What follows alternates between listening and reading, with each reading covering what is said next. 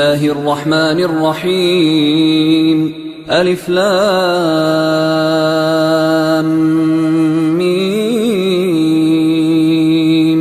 ذلك الكتاب لا ريب فيه هدى للمتقين الذين يؤمنون بالغيب ويقيمون الصلاة ومما رزقناهم ينفقون والذين يؤمنون بما أنزل إليك وما أنزل من قبلك وبالآخرة هم يوقنون أولئك على هدى من ربهم وأولئك هم المفلحون إن الذين كفروا سواء عليهم أأنذرتهم أم لم تنذرهم لا يؤمنون ختم الله على قلوبهم وعلى سمعهم وعلى أبصارهم غشاوة ولهم عذاب عظيم ومن الناس من يقول آمنا بالله وباليوم الآخر وما هم بمؤمنين يخادعون الله والذين آمنوا وما يخدعون إلا أنفسهم وما يشعرون في قلوبهم مرض فزادهم الله مرضا ولهم عذاب أليم بما كانوا يكذبون وإذا قيل لهم لا تفسدوا في الأرض قالوا إنما نحن مصلحون ألا إنهم هم المفسدون ولكن لا يشعرون وإذا قيل لهم آمنوا كما آمن الناس قالوا أنؤمن كما آمن السفهاء ألا إنهم هم السفهاء ولكن لا يعلمون وإذا لقوا الذين آمنوا قالوا آمنا وإذا خلوا إلى شياطينهم قالوا إنا معكم إنما نحن مستهزئون الله يستهزئ بهم ويمدهم في طغيانهم يعمهون أولئك الذين اشتروا الضلالة بالهدى فما ربحت تجارتهم وما كانوا مهتدين مثلهم كمثل الذي استوقد نارا فلما أضاءت ما حوله ذهب الله بنورهم وتركهم في ظلمات لا يبصرون صم بكم عمي فهم لا يرجعون أو كصيب من السماء فيه ظلمات ورعد وبرق يجعلون أصابعهم في آذانهم من الصواعق حذر الموت والله محيط بالكافرين يكاد البرق يخطف أبصارهم كلما أضاء لهم مشوا فيه وإذا أظلم عليهم قاموا ولو شاء الله لذهب بسمعهم وأبصارهم إن الله على كل شيء قدير يا أيها الناس اعبدوا ربكم الذي خلقكم والذين من قبلكم لعلكم تتقون الذي جعل لكم الأرض فراشا والسماء بناء وأنزل من السماء ماء فأخرج به من الثمرات رزقا لكم فلا تجعلوا لله أندادا وأنتم تعلمون وإن كنتم في ريب مما نزلنا على عبدنا فأتوا بسورة من مثله وادعوا شهداءكم من دون الله إن كنتم صادقين فإن لم تفعلوا ولن تفعلوا فاتقوا النار التي وقودها الناس والحجارة أعدت للكافرين وبشر الذين آمنوا وعملوا الصالحات أن لهم جنات تجري من تحتها الأنهار كلما رزقوا منها من ثمرة رزقا قالوا هذا الذي رزقنا من قبل وأتوا به متشابها ولهم فيها أزواج مطهرة وهم فيها خالدون إن الله لا يستحيي أن يضرب مثلا ما بعوضة فما فوقها فأما الذين آمنوا فيعلمون أنه الحق من ربهم، وأما الذين كفروا فيقولون ماذا أراد الله بهذا مثلا يضل به كثيرا ويهدي به كثيرا وما يضل به إلا الفاسقين الذين ينقضون عهد الله من بعد ميثاقه ويقطعون ما أمر الله به أن يوصل ويفسدون في الأرض أولئك هم الخاسرون. كيف تكفرون بالله وكنتم أمواتا فأحياكم ثم يميتكم ثم يحييكم ثم إليه ترجعون. هو الذي خلق لكم ما في الأرض جميعا ثم استوى إلى السماء فسواهن 7 سماوات وهو بكل شيء عليم. وإذ قال ربك للملائكة إني جاعل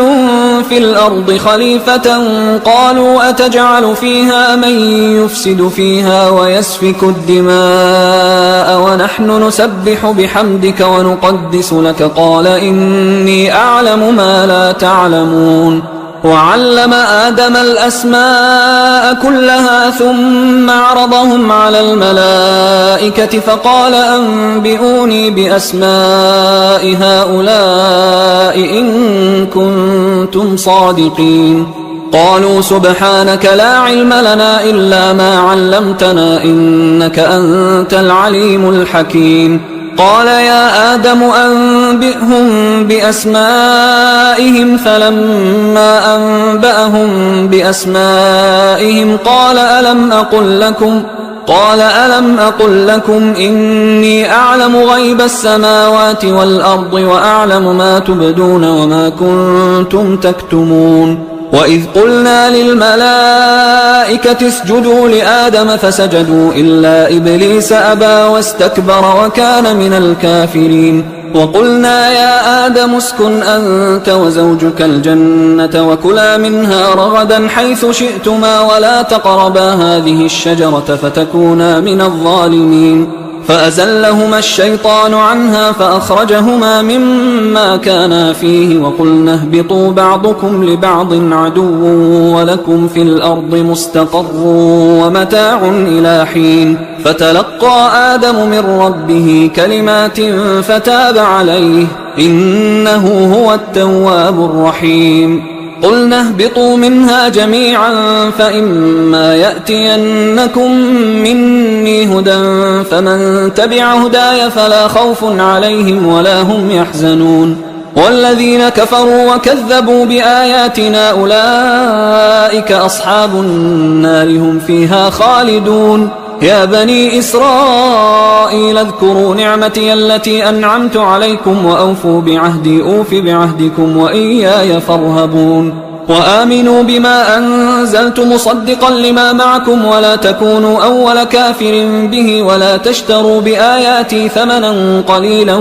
وإياي فاتقون. ولا تلبسوا الحق بالباطل وتكتموا الحق وأنتم تعلمون. وأقيموا الصلاة وآتوا الزكاة واركعوا مع الراكعين. أتأمرون الناس بالبر وتنسون أنفسكم وأنتم تتلون الكتاب أفلا تعقلون. واستعينوا بالصبر والصلاة وإنها لكبيرة إلا على الخاشعين الذين يظنون أنهم ملاقو ربهم وأنهم إليه راجعون. يا بني إسرائيل اذكروا نعمتي التي أنعمت عليكم وأني فضلتكم على العالمين. واتقوا يوما لا تجزي نفس عن نفس شيئا ولا يقبل منها شفاعة ولا يؤخذ منها عدل ولا هم ينصرون. وإذ نجيناكم من آل فرعون يسومونكم سوء العذاب يذبحون أبناءكم ويستحيون نساءكم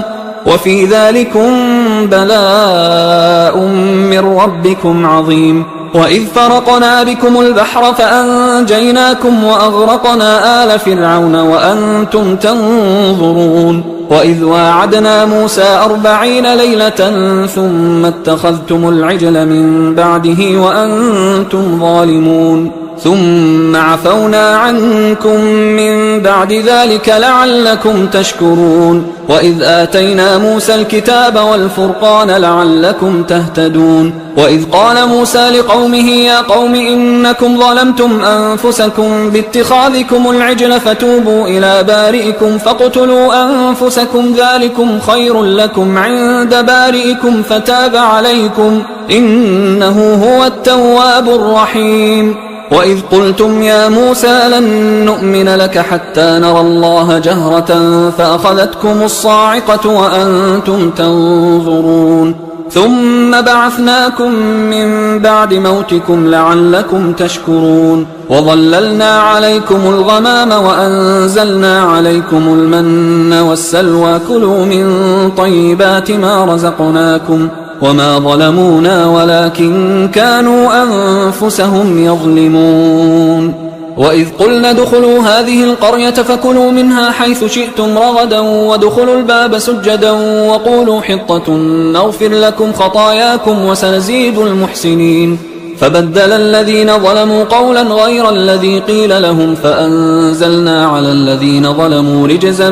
من السماء بما كانوا يفسقون وإذ استسقى موسى لقومه فقلنا اضرب بعصاك الحجر فانفجرت منه 12 عينا قد علم كل أناس مشربهم كلوا واشربوا من رزق الله ولا تعثوا في الأرض مفسدين وإذ قلتم يا موسى لن نصبر على طعام واحد فادع لنا ربك يخرج لنا مما تنبت الأرض من بقلها وقثائها وفومها وعدسها وبصلها قال أتستبدلون الذي هو أدنى بالذي هو خير اهبطوا مصرا فإن لكم ما سألتم وضربت عليهم الذلة والمسكنة وباءوا بغضب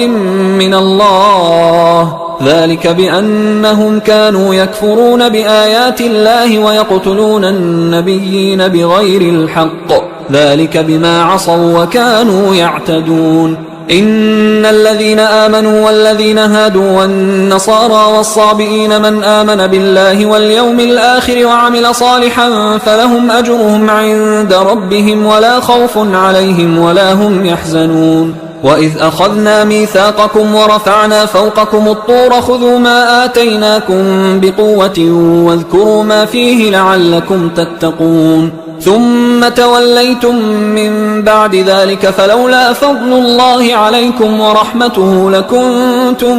من الخاسرين ولقد علمتم الذين اعتدوا منكم في السبت فقلنا لهم كونوا قردة خاسئين فجعلناها نكالا لما بين يديها وما خلفها وموعظة للمتقين وإذ قال موسى لقومه إن الله يأمركم أن تذبحوا بقرة قالوا أتتخذنا هزوا قال أعوذ بالله أن أكون من الجاهلين قالوا ادع لنا ربك يبين لنا ما هي قال إنه يقول إنها بقرة لا فارض ولا بكر عوان بين ذلك فافعلوا ما تؤمرون قالوا ادع لنا ربك يبين لنا ما لونها قال إنه يقول إنها بقرة صفراء فاقع لونها تسر الناظرين قالوا ادع لنا ربك يبين لنا ما هي إن البقرة شابه علينا وإنا إن شاء الله لمهتدون قال إنه يقول إنها بقرة لا ذلول تثير الأرض ولا تسقي الحرث مسلمة لا شية فيها قالوا الآن جئت بالحق فذبحوها وما كادوا يفعلون وإذ قتلتم نفسا فادارأتم فيها والله مخرج ما كنتم تكتمون فقلنا اضربوه ببعضها كذلك يحيي الله الموتى ويريكم آياته لعلكم تعقلون ثم قست قلوبكم من بعد ذلك فهي كالحجارة أو أشد قسوة وإن من الحجارة لما يتفجر منه الأنهار وإن منها لما يشقق فيخرج منه الماء وإن منها لما يهبط من خشية الله وما الله بغافل عما تعملون أفتطمعون أن يؤمنوا لكم وقد كان فريق منهم يسمعون كلام الله ثم يحرفونه من بعد ما عقلوه وهم يعلمون وإذا لقوا الذين آمنوا قالوا آمنا وإذا خلا بعضهم إلى بعض قالوا أتحدثونهم بما فتح الله عليكم ليحاجوكم به عند ربكم أفلا تعقلون أولا يعلمون أن الله يعلم ما يسرون وما يعلنون ومنهم أميون لا يعلمون الكتاب إلا أماني وإنهم إلا يظنون فويل للذين يكتبون الكتاب بأيديهم ثم يقولون هذا من عند الله ليشتروا به ثمنا قليلا فويل لهم مما كتبت أيديهم وويل لهم مما يكسبون وقالوا لن تمسنا النار إلا أياما معدودة قل أتخذتم عند الله عهدا فلن يخلف الله عهده أم تقولون على الله ما لا تعلمون بلى من كسب سيئة وأحاطت به خطيئته فأولئك أصحاب النار هم فيها خالدون والذين آمنوا وعملوا الصالحات أولئك أصحاب الجنة هم فيها خالدون وإذ أخذنا ميثاق بني إسرائيل لا تعبدون إلا الله وبالوالدين إحسانا وذي القربى واليتامى والمساكين وقولوا للناس حسنا وأقيموا الصلاة وآتوا الزكاة ثم توليتم إلا قليلا منكم وأنتم معرضون وإذ أخذنا ميثاقكم لا تسفكون دماءكم ولا تخرجون أنفسكم من دياركم ثم أقررتم وأنتم تشهدون ثم أنتم هؤلاء تقتلون أنفسكم وتخرجون فريقا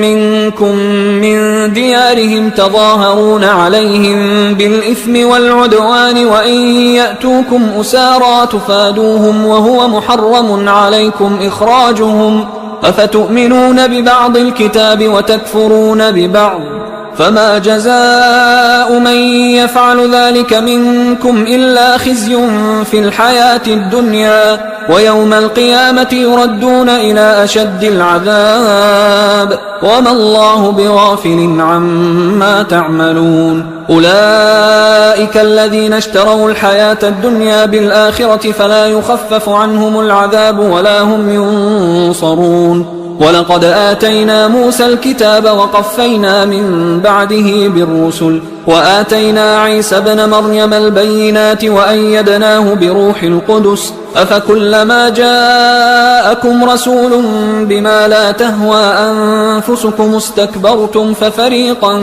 كذبتم وفريقا تقتلون وقالوا قلوبنا غلف بل لعنهم الله بكفرهم فقليلا ما يؤمنون ولما جاءهم كتاب من عند الله مصدق لما معهم وكانوا من قبل يستفتحون على الذين كفروا فلما جاءهم ما عرفوا كفروا به فلعنة الله على الكافرين بئس ما اشتروا به أنفسهم أن يكفروا بما أنزل الله بغيا أن ينزل الله من فضله على من يشاء من عباده فباءوا بغضب على غضب وللكافرين عذاب مهين وإذا قيل لهم آمنوا بما أنزل الله قالوا نؤمن بما أنزل علينا ويكفرون بما وراءه وهو الحق مصدقا لما معهم قل فلم تقتلون أنبياء الله من قبل إن كنتم مؤمنين ولقد جاءكم موسى بالبينات ثم اتخذتم العجل من بعده وأنتم ظالمون وإذ أخذنا ميثاقكم ورفعنا فوقكم الطور خذوا ما آتيناكم بقوة واسمعوا قالوا سمعنا وعصينا وأشربوا في قلوبهم العجل بكفرهم قل بئس ما يأمركم به إيمانكم إن كنتم مؤمنين قل إن كانت لكم الدار الآخرة عند الله خالصة من دون الناس فتمنوا الموت إن كنتم صادقين ولن يتمنوه أبدا بما قدمت أيديهم والله عليم بالظالمين ولتجدنهم أحرص الناس على حياة ومن الذين أشركوا يود أحدهم لو يعمر 1000 سنة وما هو بمزحزحه من العذاب أن يعمر والله بصير بما يعملون قل من كان عدوا لجبريل فإنه نزله على قلبك بإذن الله مصدقا لما بين يديه وهدى وبشرى للمؤمنين من كان عدوا لله وملائكته ورسله وجبريل وميكال فإن الله عدو للكافرين ولقد أنزلنا إليك آيات بينات وما يكفر بها إلا الفاسقون أوكلما عاهدوا عهدا نبذه فريق منهم بل أكثرهم لا يؤمنون ولما جاءهم رسول من عند الله مصدق لما معهم نبذ فريق من الذين أوتوا الكتاب كتاب الله وراء ظهورهم كأنهم لا يعلمون واتبعوا ما تتلو الشياطين على ملك سليمان وما كفر سليمان ولكن الشياطين كفروا يعلمون الناس السحر وما أنزل على الملكين ببابل هاروت وماروت وما يعلمان من أحد حتى يقولا إنما نحن فتنة فلا تكفر فيتعلمون منهما ما يفرقون به بين المرء وزوجه وما هم بضارين به من أحد إلا بإذن الله ويتعلمون ما يضرهم ولا ينفعهم ولقد علموا لمن اشتراه ما له في الآخرة من خلاق ولبئس ما شروا به أنفسهم لو كانوا يعلمون ولو أنهم آمنوا واتقوا لمثوبة من عند الله خير لو كانوا يعلمون يا أيها الذين آمنوا لا تقولوا راعنا وقولوا انظرنا واسمعوا وللكافرين عذاب أليم ما يود الذين كفروا من أهل الكتاب ولا المشركين أن ينزل عليكم من خير من ربكم والله يختص برحمته من يشاء والله ذو الفضل العظيم ما ننسخ من آية أو ننسها نأت بخير منها أو مثلها ألم تعلم أن الله على كل شيء قدير ألم تعلم أن الله له ملك السماوات والأرض وما لكم من دون الله من ولي ولا نصير أم تريدون أن تسألوا رسولكم كما سئل موسى من قبل ومن يتبدل الكفر بالإيمان فقد ضل سواء السبيل ود كثير من أهل الكتاب لو يردونكم من بعد إيمانكم كفارا حسدا من عند أنفسهم من بعد ما تبين لهم الحق فاعفوا واصفحوا حتى يأتي الله بأمره إن الله على كل شيء قدير وأقيموا الصلاة وآتوا الزكاة وما تقدموا لأنفسكم من خير تجدوه عند الله إن الله بما تعملون بصير وقالوا لن يدخل الجنة إلا من كان هودا أو نصارى تلك أمانيهم قل هاتوا برهانكم إن كنتم صادقين بلى من أسلم وجهه لله وهو محسن فله أجره عند ربه ولا خوف عليهم ولا هم يحزنون وقالت اليهود ليست النصارى على شيء وقالت النصارى ليست اليهود على شيء وهم يتلون الكتاب كذلك قال الذين لا يعلمون مثل قولهم فالله يحكم بينهم يوم القيامة فيما كانوا فيه يختلفون ومن أظلم ممن منع مساجد الله أن يذكر فيها اسمه وسعى في خرابها أولئك ما كان لهم أن يدخلوها إلا خائفين لهم في الدنيا خزي ولهم في الآخرة عذاب عظيم ولله المشرق والمغرب فأينما تولوا فثم وجه الله إن الله واسع عليم وقالوا اتخذ الله ولدا سبحانه بل له ما في السماوات والأرض كل له قانتون بديع السماوات والأرض وإذا قضى أمرا فإنما يقول له كن فيكون وقال الذين لا يعلمون لولا يكلمنا الله أو تأتينا آية كذلك قال الذين من قبلهم مثل قولهم تشابهت قلوبهم قد بينا الآيات لقوم يوقنون إنا أرسلناك بالحق بشيرا ونذيرا ولا تسأل عن أصحاب الجحيم ولن ترضى عنك اليهود ولا النصارى حتى تتبع ملتهم قل إن هدى الله هو الهدى ولئن اتبعت أهواءهم بعد الذي جاءك من العلم ما لك من الله من ولي ولا نصير الذين آتيناهم الكتاب يتلونه حق تلاوته أولئك يؤمنون به ومن يكفر به فأولئك هم الخاسرون يا بني إسرائيل اذكروا نعمتي التي أنعمت عليكم وأني فضلتكم على العالمين واتقوا يوما لا تجزي نفس عن نفس شيئا ولا يقبل منها عدل ولا تنفعها شفاعة ولا هم ينصرون وإذ ابتلى إبراهيم ربه بكلمات فأتمهن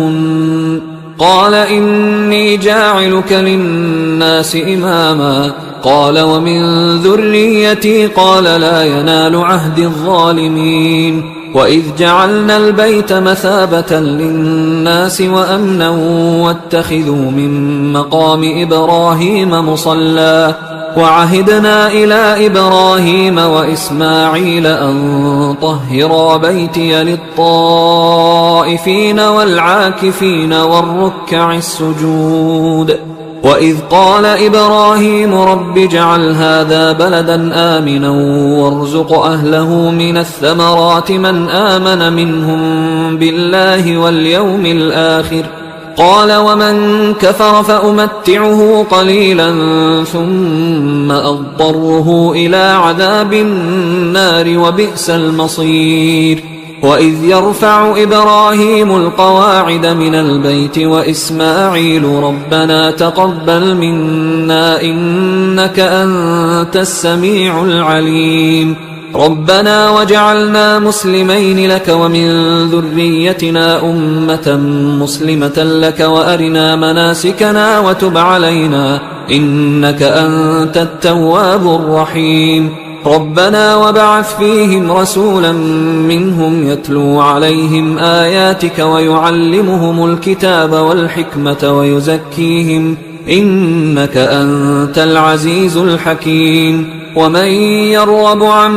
ملة إبراهيم إلا من سفه نفسه ولقد اصطفيناه في الدنيا وإنه في الآخرة لمن الصالحين إذ قال له ربه أسلم قال أسلمت لرب العالمين. ووصى بها إبراهيم بنيه ويعقوب يا بني إن الله اصطفى لكم الدين فلا تموتن إلا وأنتم مسلمون.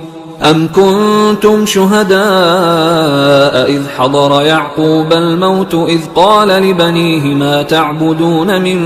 بعدي قالوا نعبد إلهك وإله آبائك إبراهيم وإسماعيل وإسحاق إلها واحدا ونحن له مسلمون. تلك أمة قد خلت لها ما كسبت ولكم ما كسبتم ولا تسألون عما كانوا يعملون. وقالوا كونوا هودا أو نصارى تهتدوا قل بل ملة إبراهيم حنيفا وما كان من المشركين. قولوا آمنا بالله وما أنزل إلينا وما أنزل إلى إبراهيم وإسماعيل وإسحاق ويعقوب والأسباط وما أوتي موسى وعيسى وما أوتي النبيون من ربهم لا نفرق بين أحد منهم ونحن له مسلمون. فإن آمنوا بمثل ما آمنتم به فقد اهتدوا وإن تولوا فإنما هم في شقاق فسيكفيكهم الله وهو السميع العليم. صبغة الله ومن أحسن من الله صبغة ونحن له عابدون. قل أتحاجوننا في الله وهو ربنا وربكم ولنا أعمالنا ولكم أعمالكم ونحن له مخلصون. أم تقولون إن إبراهيم وإسماعيل وإسحاق ويعقوب والأسباط كانوا هودا أو نصارى قل أأنتم أعلم أم الله ومن أظلم ممن كتم شهادة عنده من الله وما الله بغافل عما تعملون. تلك أمة قد خلت لها ما كسبت ولكم ما كسبتم ولا تسألون عما كانوا يعملون. سيقول السفهاء من الناس ما ولاهم عن قبلتهم التي كانوا عليها قل لله المشرق والمغرب يهدي من يشاء إلى صراط مستقيم. وكذلك جعلناكم أمة وسطا لتكونوا شهداء على الناس ويكون الرسول عليكم شهيدا. وما جعلنا القبلة التي كنت عليها إلا لنعلم من يتبع الرسول ممن ينقلب على عقبيه وإن كانت لكبيرة إلا على الذين هدى الله وما كان الله ليضيع إيمانكم إن الله بالناس لرؤوف رحيم. قد نرى تقلب وجهك في السماء فلنولينك قبلة ترضاها فول وجهك شطر المسجد الحرام وحيث ما كنتم فولوا وجوهكم شطره وإن الذين أوتوا الكتاب ليعلمون أنه الحق من ربهم وما الله بغافل عما يعملون. ولئن أتيت الذين أوتوا الكتاب بكل آية ما تبعوا قبلتك وما أنت بتابع قبلتهم وما بعضهم بتابع قبلة بعض ولئن اتبعت أهواءهم من بعد ما جاءك من العلم إنك إذا لمن الظالمين. الذين آتيناهم الكتاب يعرفونه كما يعرفون أبناءهم وإن فريقا منهم ليكتمون الحق وهم يعلمون الحق من ربك فلا تكونن من الممترين ولكل وجهة هو موليها فاستبقوا الخيرات أينما تكونوا يأت بكم الله جميعا إن الله على كل شيء قدير ومن حيث خرجت فول وجهك شطر المسجد الحرام وإنه للحق من ربك وما الله بغافل عما تعملون ومن حيث خرجت فول وجهك شطر المسجد الحرام وحيث ما كنتم فولوا وجوهكم شطره لئلا يكون للناس عليكم حجة إلا الذين ظلموا منهم فلا تخشوهم واخشوني ولأتم نعمتي عليكم ولعلكم تهتدون كما أرسلنا فيكم رسولا منكم يتلو عليكم آياتنا ويزكيكم ويعلمكم الكتاب والحكمة ويعلمكم ما لم تكونوا تعلمون فاذكروني أذكركم واشكروا لي ولا تكفرون يا أيها الذين آمنوا استعينوا بالصبر والصلاة إن الله مع الصابرين ولا تقولوا لمن يقتل في سبيل الله أموات بل أحياء ولكن لا تشعرون ولنبلونكم بشيء من الخوف والجوع ونقص من الأموال والأنفس والثمرات وبشر الصابرين الذين إذا أصابتهم مصيبة قالوا إنا لله وإنا إليه راجعون أولئك عليهم صلوات من ربهم ورحمة وأولئك هم المهتدون إن الصفا والمروة من شعائر الله فمن حج البيت أو اعتمر فلا جناح عليه أن يطوف بهما ومن تطوع خيرا فإن الله شاكر عليم إن الذين يكتمون ما أنزلنا من البينات والهدى من بعد ما بيناه للناس في الكتاب أولئك يلعنهم الله ويلعنهم اللاعنون إلا الذين تابوا وأصلحوا وبينوا فأولئك أتوب عليهم وأنا التواب الرحيم إن الذين كفروا وماتوا وهم كفار أولئك عليهم لعنة الله والملائكة والناس أجمعين خالدين فيها لا يخفف عنهم العذاب ولا هم ينظرون وإلهكم إله واحد لا إله إلا هو الرحمن الرحيم إن في خلق السماوات والأرض واختلاف الليل والنهار والفلك التي تجري في البحر بما ينفع الناس وما أنزل الله من السماء من ماء فأحيا به الأرض بعد موتها وبث فيها من كل دابة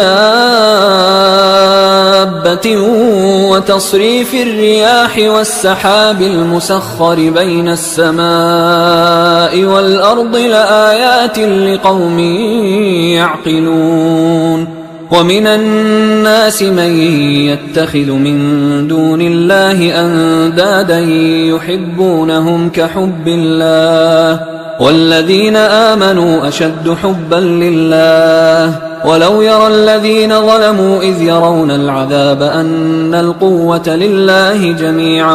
وأن الله شديد العذاب إذ تبرأ الذين اتبعوا من الذين اتبعوا ورأوا العذاب وتقطعت بهم الأسباب وقال الذين اتبعوا لو أن لنا كرة فنتبرأ منهم كما تبرؤوا منا كذلك يريهم الله أعمالهم حسرات عليهم وما هم بخارجين من النار. يا أيها الناس كلوا مما في الأرض حلالا طيبا ولا تتبعوا خطوات الشيطان إنه لكم عدو مبين. إنما يأمركم بالسوء والفحشاء وأن تقولوا على الله ما لا تعلمون. وإذا قيل لهم اتبعوا ما أنزل الله قالوا بل نتبع ما ألفينا عليه آباءنا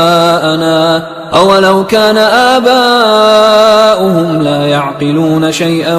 ولا يهتدون. ومثل الذين كفروا كمثل الذي ينعق بما لا يسمع إلا دعاء ونداء صم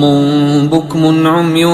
فهم لا يعقلون. يا أيها الذين آمنوا كلوا من طيبات ما رزقناكم واشكروا لله إن كنتم إياه تعبدون. إنما حرم عليكم الميتة والدم ولحم الخنزير وما أهل به لغير الله فمن اضطر غير باغ ولا عاد فلا إثم عليه إن الله غفور رحيم. إن الذين يكتمون ما أنزل الله من الكتاب ويشترون به ثمنا قليلا أولئك ما يأكلون في بطونهم إلا النار ولا يكلمهم الله يوم القيامة ولا يزكيهم ولهم عذاب أليم. أولئك الذين اشتروا الضلالة بالهدى والعذاب بالمغفرة فما أصبرهم على النار ذلك بأن الله نزل الكتاب بالحق وإن الذين اختلفوا في الكتاب لفي شقاق بعيد. ليس البر أن تولوا وجوهكم قبل المشرق والمغرب ولكن البر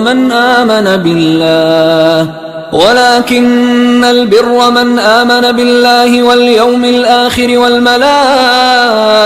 والكتاب والنبيين وآتى المال على حبه ذوي القربى واليتامى والمساكين وابن السبيل والسائلين وفي الرقاب وأقام الصلاة وآتى الزكاة والموفون بعهدهم إذا عاهدوا والصابرين في البأساء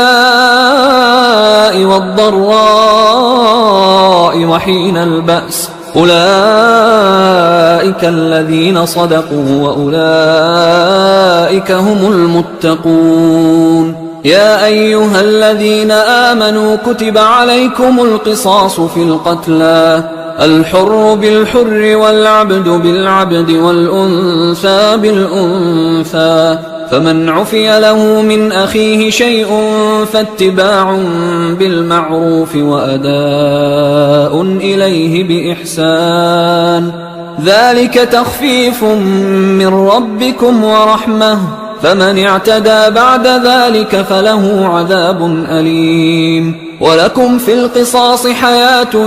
يا أولي الألباب لعلكم تتقون. كتب عليكم إذا حضر أحدكم الموت إن ترك خيرا الوصية للوالدين والأقربين بالمعروف حقا على المتقين فمن بدله بعدما سمعه فإنما إثمه على الذين يبدلونه إن الله سميع عليم. فمن خاف من موص جنفا أو إثما فأصلح بينهم فلا إثم عليه إن الله غفور رحيم.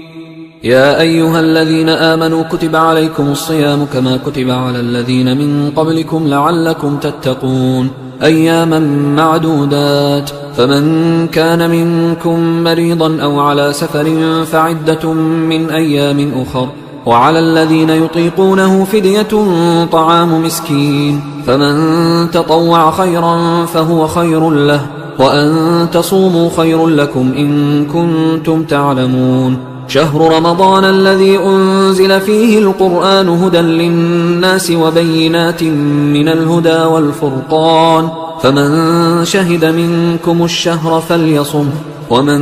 كان مريضا أو على سفر فعدة من أيام أخر يريد الله بكم اليسر ولا يريد بكم العسر ولتكملوا العدة ولتكبروا الله على ما هداكم ولعلكم تشكرون وإذا سألك عبادي عني فإني قريب أجيب دعوة الداعي إذا دعان فليستجيبوا لي وليؤمنوا بي لعلهم يرشدون أحل لكم ليلة الصيام الرفث إلى نسائكم هن لباس لكم وأنتم لباس لهن علم الله أنكم كنتم تختانون أنفسكم فتاب عليكم وعفى عنكم فالآن باشروهن وابتغوا ما كتب الله لكم وكلوا واشربوا حتى يتبين لكم الخيط الأبيض من الخيط الأسود من الفجر ثم أتموا الصيام إلى الليل ولا تباشروهن وأنتم عاكفون في المساجد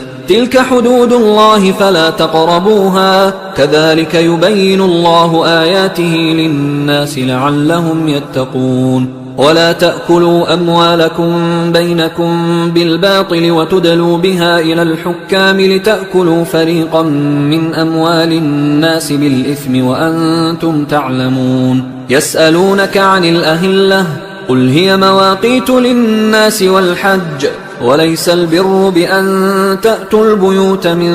ظهورها ولكن البر من اتقى وأتوا البيوت من أبوابها واتقوا الله لعلكم تفلحون وقاتلوا في سبيل الله الذين يقاتلونكم ولا تعتدوا إن الله لا يحب المعتدين وقتلوهم حيث ثقفتموهم وأخرجوهم من حيث أخرجوكم والفتنة أشد من القتل ولا تقاتلوهم عند المسجد الحرام حتى يقاتلوكم فيه فإن قاتلوكم فاقتلوهم كذلك جزاء الكافرين فإن انتهوا فإن الله غفور رحيم وقاتلوهم حتى لا تكون فتنة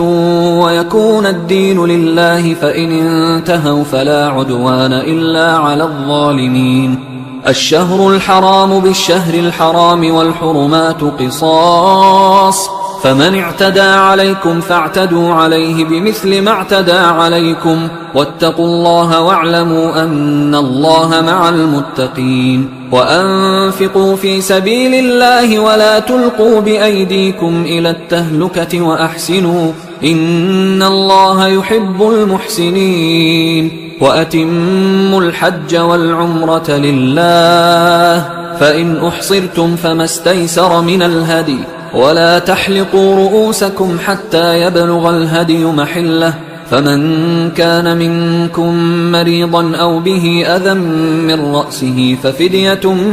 من صيام أو صدقة أو نسك فإذا أمنتم فمن تمتع بالعمرة إلى الحج فما استيسر من الهدي فمن لم يجد فصيام 3 أيام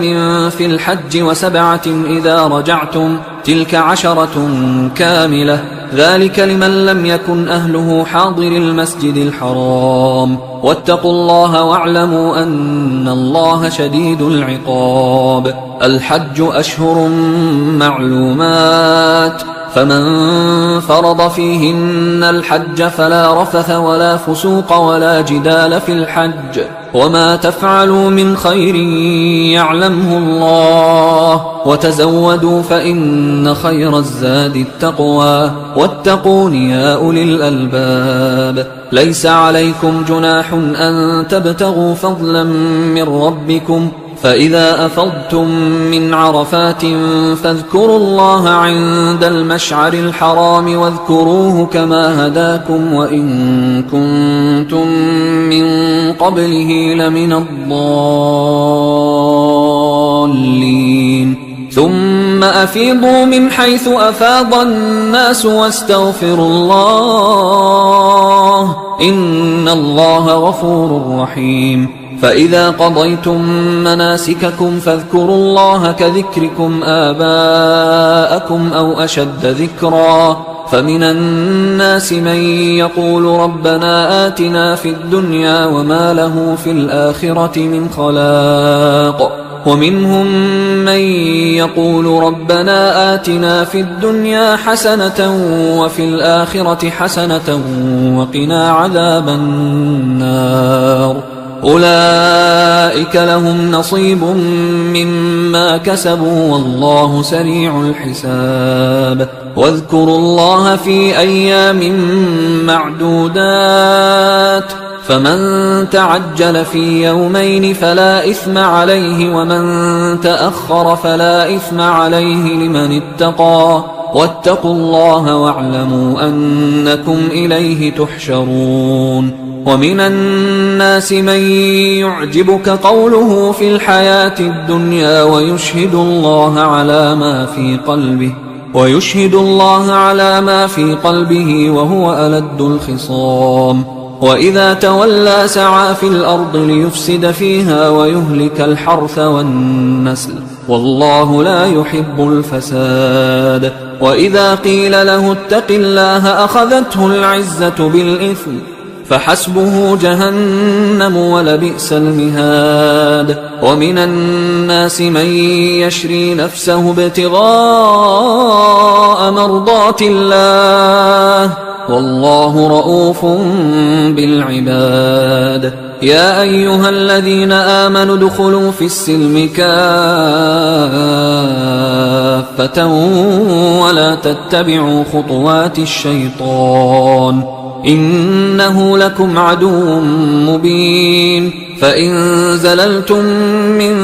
بعد ما جاءتكم البينات فاعلموا أن الله عزيز حكيم هل ينظرون إلا أن يأتيهم الله في ظلل من الغمام والملائكة وقضي الأمر وإلى الله ترجع الأمور سل بني إسرائيل كم آتيناهم من آية بينة ومن يبدل نعمة الله من بعد ما جاءته فإن الله شديد العقاب زين للذين كفروا الحياة الدنيا ويسخرون من الذين آمنوا والذين اتقوا فوقهم يوم القيامة والله يرزق من يشاء بغير حساب كان الناس أمة واحدة فبعث الله النبيين مبشرين ومنذرين وأنزل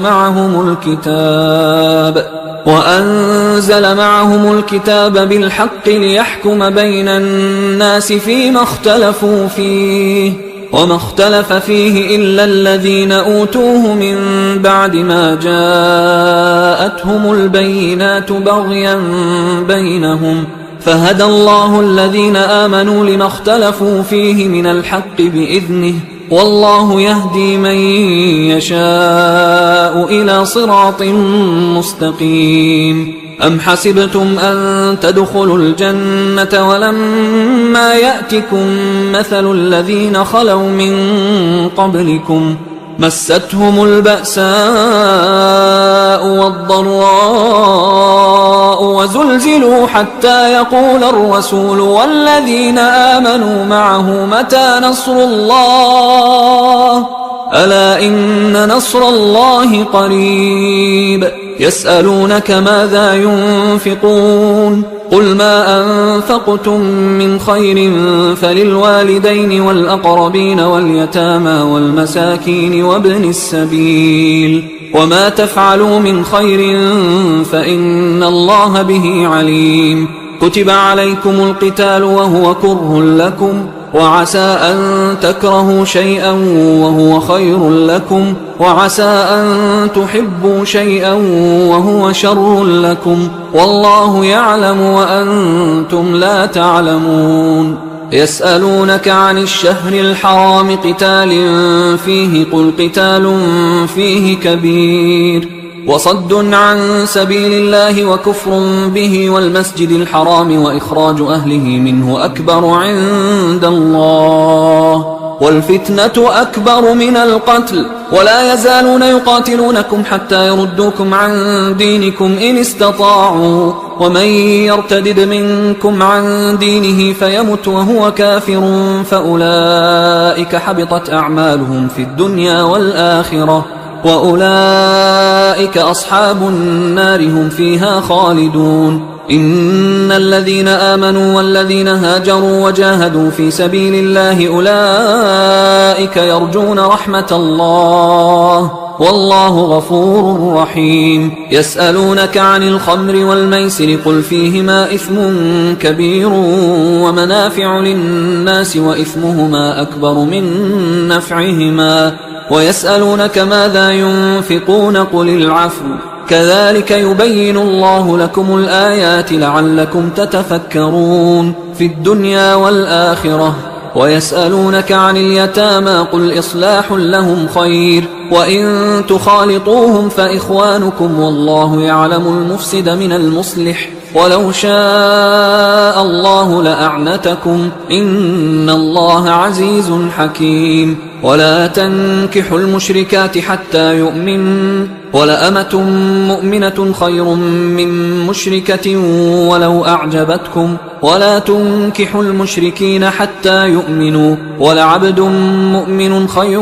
من مشرك ولو أعجبكم أولئك يدعون إلى النار والله يدعو إلى الجنة والمغفرة بإذنه ويبين آياته للناس لعلهم يتذكرون ويسألونك عن المحيض قل هو أذى فاعتزلوا النساء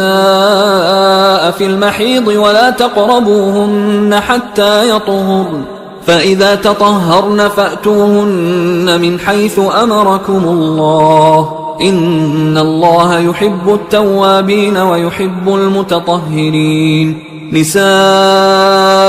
حرث لكم فأتوا حرثكم أنى شئتم وقدموا لأنفسكم واتقوا الله واعلموا أنكم ملاقوه وبشر المؤمنين ولا تجعلوا الله عرضة لأيمانكم أن تبروا وتتقوا وتصلحوا بين الناس والله سميع عليم لا يؤاخذكم الله باللغو في أيمانكم ولكن يؤاخذكم بما كسبت قلوبكم والله غفور حليم للذين يؤلون من نسائهم تربص 4 أشهر فإن فاءوا فإن الله غفور رحيم وإن عزموا الطلاق فإن الله سميع عليم والمطلقات يتربصن بأنفسهن 3 قروء ولا يحل لهن أن يكتمن ما خلق الله في أرحامهن إن كن يؤمن بالله واليوم الآخر وبعولتهن أحق بردهن في ذلك إن أرادوا إصلاحا ولهن مثل الذي عليهن بالمعروف وللرجال عليهن درجة والله عزيز حكيم الطلاق 2 فإمساك بمعروف أو تسريح بإحسان ولا يحل لكم أن تأخذوا مما آتيتموهن شيئا إلا أن يخافا ألا يقيما حدود الله فإن خفتم ألا يقيما حدود الله فلا جناح عليهما فيما افتدت به تلك حدود الله فلا تعتدوها ومن يتعد حدود الله فأولئك هم الظالمون فإن طلقها فلا تحل له من بعد حتى تنكح زوجا غيره فإن طلقها فلا جناح عليهما أن يتراجعا إن ظنا أن يقيما حدود الله، وتلك حدود الله يبينها لقوم يعلمون. وإذا طلقتم النساء فبلغن أجلهن فأمسكوهن بمعروف أو سرحوهن بمعروف، ولا تمسكوهن ضرارا لتعتدوا، ومن يفعل ذلك فقد ظلم نفسه. ولا تتخذوا آيات الله هزوا، واذكروا نعمة الله عليكم وما أنزل عليكم من الكتاب والحكمة يعظكم به، واتقوا الله واعلموا أن الله بكل شيء عليم. وإذا طلقتم النساء فبلغن أجلهن فلا تعضلوهن أن ينكحن أزواجهن إذا تراضوا بينهم بالمعروف، ذلك يوعظ به من كان منكم يؤمن بالله واليوم الآخر، ذلكم أزكى لكم وأطهر، والله يعلم وأنتم لا تعلمون. والوالدات يرضعن أولادهن حولين كاملين لمن أراد أن يتم الرضاعة، وعلى المولود له رزقهن وكسوتهن بالمعروف، لا تكلف نفس إلا وسعها، لا تضار والدة بولدها ولا مولود له بولده، وعلى الوارث مثل ذلك، فإن أرادا فصالا عن تراض منهما وتشاور فلا جناح عليهما. وإن أردتم أن تسترضعوا أولادكم فلا جناح عليكم إذا سلمتم ما آتيتم بالمعروف، واتقوا الله واعلموا أن الله بما تعملون بصير. والذين يتوفون منكم ويذرون أزواجا يتربصن بأنفسهن 4 أشهر و10، فإذا بلغن أجلهن فلا جناح عليكم فيما فعلن في أنفسهن بالمعروف، والله بما تعملون خبير. ولا جناح عليكم فيما عرضتم به من خطبة النساء أو أكننتم في أنفسكم، علم الله أنكم ستذكرونهن ولكن لا تواعدوهن سرا إلا أن تقولوا قولا معروفا، ولا تعزموا عقدة النكاح حتى يبلغ الكتاب أجله، واعلموا أن الله يعلم ما في أنفسكم فاحذروه، واعلموا أن الله غفور حليم. لا جناح عليكم إن طلقتم النساء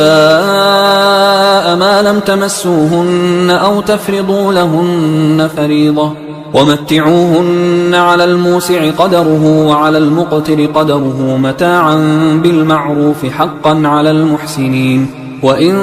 طلقتموهن من قبل أن تمسوهن وقد فرضتم لهن فريضة فنصف ما فرضتم إلا أن يعفون أو يعفو الذي بيده عقدة النكاح، وأن تعفوا أقرب للتقوى، ولا تنسوا الفضل بينكم، إن الله بما تعملون بصير. حافظوا على الصلوات والصلاة الوسطى وقوموا لله قانتين، فإن خفتم فرجالا أو ركبانا، فإذا أمنتم فاذكروا الله كما علمكم ما لم تكونوا تعلمون. والذين يتوفون منكم ويذرون أزواجا وصية لأزواجهم متاعا إلى الحول غير إخراج، فإن خرجن فلا جناح عليكم فيما فعلن في أنفسهن من معروف، والله عزيز حكيم. وللمطلقات متاع بالمعروف حقا على المتقين، كذلك يبين الله لكم آياته لعلكم تعقلون. ألم تر إلى الذين خرجوا من ديارهم وهم ألوف حذر الموت فقال لهم الله موتوا ثم أحياهم، إن الله لذو فضل على الناس ولكن أكثر الناس لا يشكرون. وقاتلوا في سبيل الله واعلموا أن الله سميع عليم. من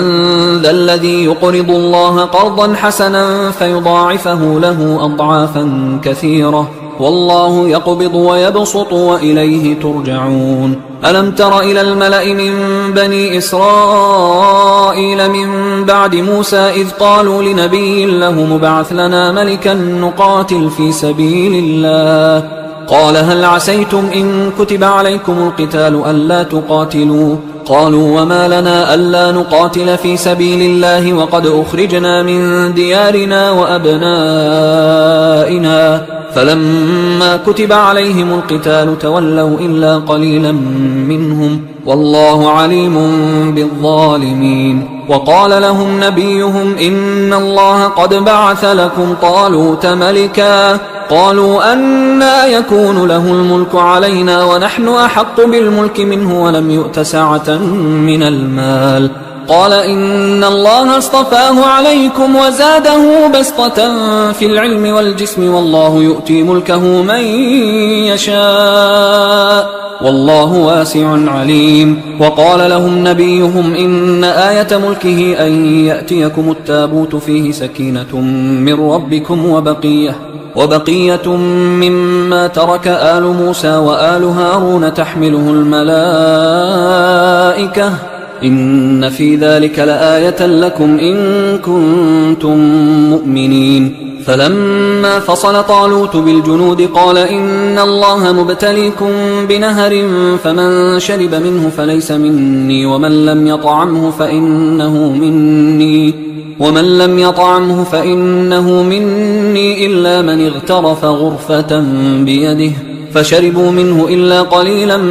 منهم فلما جاوزه هو والذين آمنوا معه قالوا لا طاقة لنا اليوم بجالوت وجنوده قال الذين يظنون أنهم ملاقوا الله كم من فئة قليلة غلبت فئة كثيرة بإذن الله والله مع الصابرين. ولما برزوا لجالوت وجنوده قالوا ربنا أفرغ علينا صبرا وثبت أقدامنا وانصرنا على القوم الكافرين فهزموهم بإذن الله. وقتل داود جالوت وآتاه الله الملك والحكمة وعلمه مما يشاء ولولا دفع الله الناس بعضهم ببعض لفسدت الأرض ولكن الله ذو فضل على العالمين. تلك آيات الله نتلوها عليك بالحق وإنك لمن المرسلين. تلك الرسل فضلنا بعضهم على بعض منهم من كلم الله ورفع بعضهم درجات وآتينا عيسى ابن مريم البينات وأيدناه بروح القدس ولو شاء الله ما اقتتل الذين من بعدهم من بعد ما جاءتهم البينات ولكن اختلفوا فمنهم من آمن ومنهم من كفر ولو شاء الله ما اقتتلوا ولكن الله يفعل ما يريد. يا أيها الذين آمنوا أنفقوا مما رزقناكم من قبل أن يأتي يوم لا بيع فيه ولا خلة ولا شفاعة والكافرون هم الظالمون. الله لا إله إلا هو الحي القيوم لا تأخذه سنة ولا نوم له ما في السماوات وما في الأرض من ذا الذي يشفع عنده إلا بإذنه يعلم ما بين أيديهم وما خلفهم ولا يحيطون بشيء من علمه إلا بما شاء وسع كرسيه السماوات والأرض ولا يؤوده حفظهما وهو العلي العظيم. لا إكراه في الدين قد تبين الرشد من الغي فمن يكفر بالطاغوت ويؤمن بالله فقد استمسك بالعروة الوثقى لا انفصام لها والله سميع عليم. الله ولي الذين آمنوا يخرجهم من الظلمات إلى النور والذين كفروا أولياؤهم الطاغوت يخرجونهم من النور إلى الظلمات أولئك أصحاب النار هم فيها خالدون. ألم تر إلى الذي حاج إبراهيم في ربه أن آتاه الله الملك إذ قال إبراهيم ربي الذي يحيي ويميت قال أنا أحيي وأميت قال إبراهيم فإن الله يأتي بالشمس من المشرق فأت بها من المغرب فبهت الذي كفر والله لا يهدي القوم الظالمين أو كالذي مر على قرية وهي خاوية على عروشها قال أنى يحيي هذه الله بعد موتها فأماته الله 100 عام ثم بعثه قال كم لبثت قال لبثت يوما أو بعض يوم قال بل لبثت 100 عام فانظر إلى طعامك وشرابك لم يتسنه وانظر إلى حمارك ولنجعلك آية للناس وانظر إلى العظام كيف ننشزها ثم نكسوها لحما فلما تبين له قال أعلم أن الله على كل شيء قدير وإذ قال إبراهيم رب أرني كيف تحيي الموتى قال أولم تؤمن قال بلى ولكن ليطمئن قلبي قال فخذ 4 من الطير فصرهن إليك ثم اجعل على كل جبل منهن جزءا ثم ادعهن يأتينك سعيا واعلم أن الله عزيز حكيم مثل الذين ينفقون أموالهم في سبيل الله كمثل حبة أنبتت 7 سنابل في كل سنبلة 100 حبة والله يضاعف لمن يشاء والله واسع عليم الذين ينفقون أموالهم في سبيل الله ثم لا يتبعون ما أنفقوا منا ولا أذى لهم أجرهم عند ربهم ولا خوف عليهم ولا هم يحزنون قول معروف ومغفرة خير من صدقة يتبعها أذى والله غني حليم يا أيها الذين آمنوا لا تبطلوا صدقاتكم بالمن والأذى كالذي ينفق ماله رئاء الناس ولا يؤمن بالله واليوم الآخر فمثله كمثل صفوان عليه تراب فأصابه وابل فتركه صلدا لا يقدرون على شيء مما كسبوا والله لا يهدي القوم الكافرين ومثل الذين ينفقون أموالهم ابتغاء مرضات الله وتثبيتا من أنفسهم كمثل جنة بربوة أصابها وابل فآتت أكلها ضعفين فإن لم يصبها وابل فطل والله بما تعملون بصير أيود أحدكم أن تكون له جنة من نخيل وأعناب تجري من تحتها الأنهار له فيها من كل الثمرات وأصابه الكبر وله ذرية ضعفاء فأصابها إعصار فيه نار فاحترقت كذلك يبين الله لكم الآيات لعلكم تتفكرون يا أيها الذين آمنوا أنفقوا من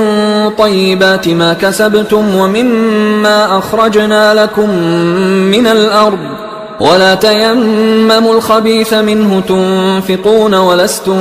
بآخذيه إلا أن تغمضوا فيه واعلموا أن الله غني حميد الشيطان يعدكم الفقر ويأمركم بالفحشاء والله يعدكم مغفرة منه وفضلا والله واسع عليم يؤتي الحكمة من يشاء ومن يؤت الحكمة فقد أوتي خيرا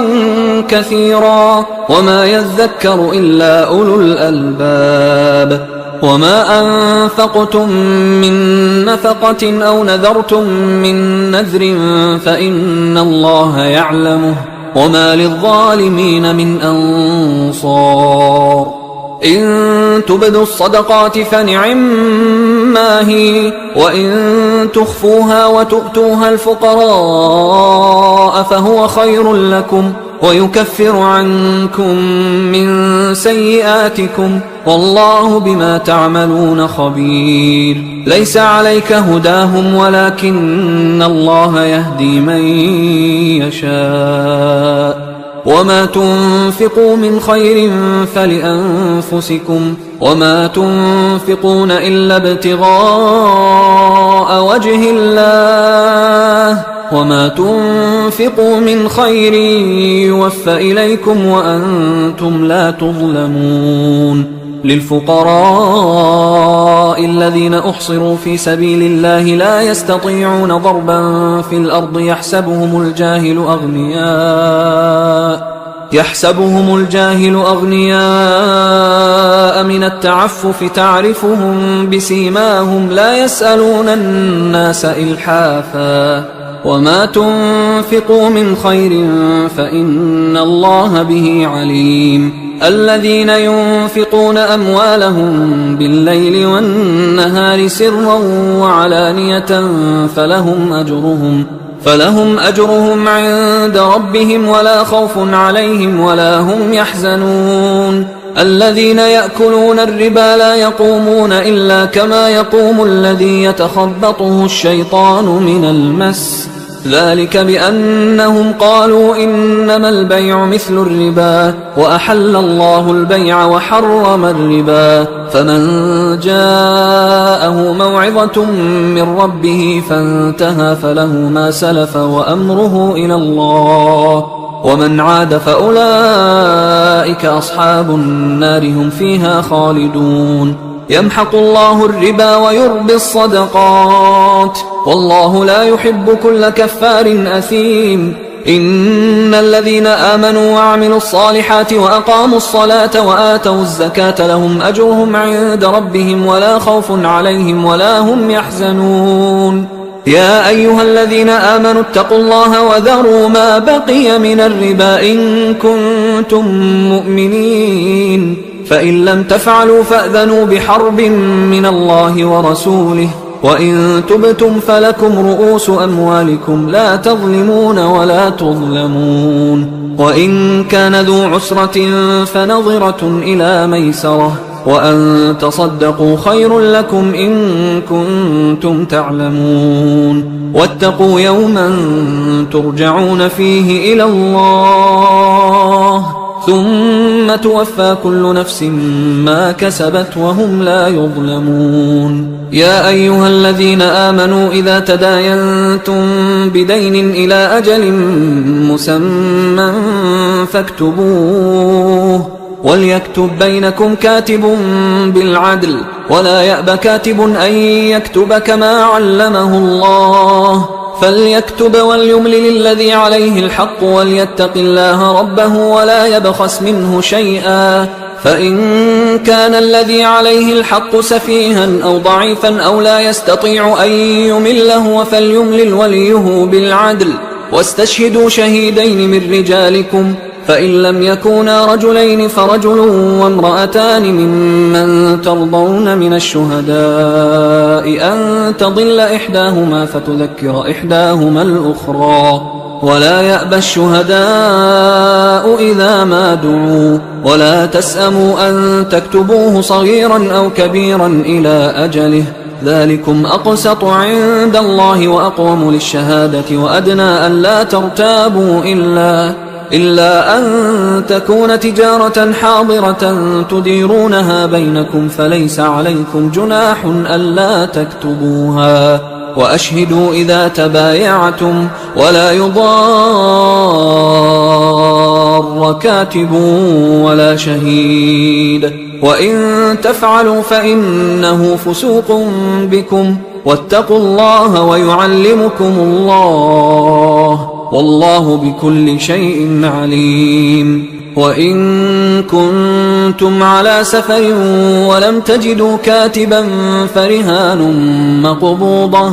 فإن أمن بعضكم بعضا فليؤدي الذي اؤتمن أمانته وليتق الله ربه ولا تكتموا الشهادة ومن يكتمها فإنه آثم قلبه والله بما تعملون عليم. لله ما في السماوات وما في الأرض، وإن تبدوا ما في أنفسكم أو تخفوه يحاسبكم به الله فيغفر لمن يشاء ويعذب من يشاء والله على كل شيء قدير. آمن الرسول بما أنزل إليه من ربه والمؤمنون كل آمن بالله وملائكته وكتبه ورسله لا نفرق بين أحد من رسله وقالوا سمعنا وأطعنا غفرانك ربنا وإليك المصير. لا يكلف الله نفسا إلا وسعها لها ما كسبت وعليها ما اكتسبت ربنا لا تؤاخذنا إن نسينا أو أخطأنا ربنا ولا تحمل علينا إصرا كما حملته على الذين من قبلنا ربنا ولا تحملنا ما لا طاقة لنا به واعف عنا واغفر لنا وارحمنا أنت مولانا فانصرنا على القوم الكافرين. حصريا على قارئ القرآن.